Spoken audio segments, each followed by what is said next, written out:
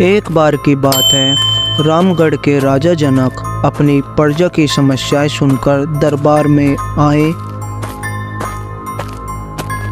और अपने सिंहासन पर बैठ गए और प्रजा की समस्याओं के बारे में सोचने लगे।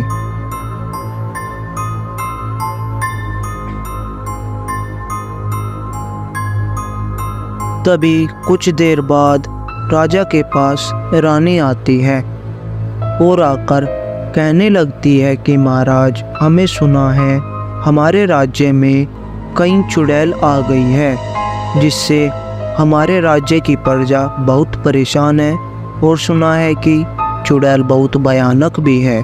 उसने पूरे राज्य में हाहाकार मचा कर रखा है, पूरे राज्य में डर का माहौल बना हुआ है।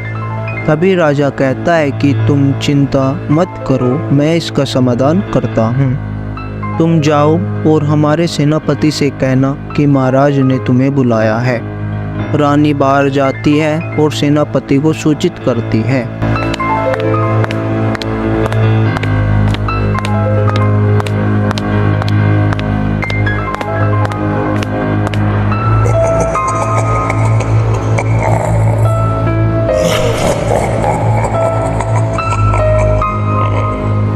तभी कुछ समय पश्चात सेनापति राजा के पास आता है और कहता है, महाराज, उस चुड़ैल का कुछ न कुछ समाधान करे। चुड़ैल ने पूरे राज्य में डर का माहौल बनाकर रखा है और हमारी प्रजा में से कुछ लोग गायब भी हैं। यह काम उसी चुड़ैल का है। महाराज, इसका कुछ तो समाधान करें। राजा कहता है कि सेनापति जाओ और युवराज से कुछ समाधान पूछो।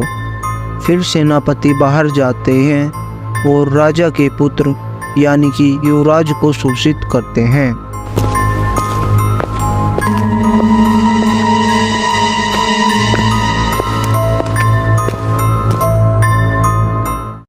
युवराज कहता है कि सेनापति, हमारे राज्य के आश्रम में ऋषि के पास जाओ और उनसे समाधान पूछो।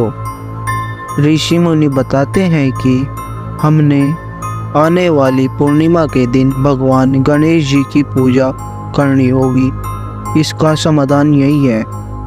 कुछ दिनों बाद ऋषि मुनि राज्य में प्रजा की सुख शांति के लिए गणेश जी का हवन करते हैं और पूजा करते हैं।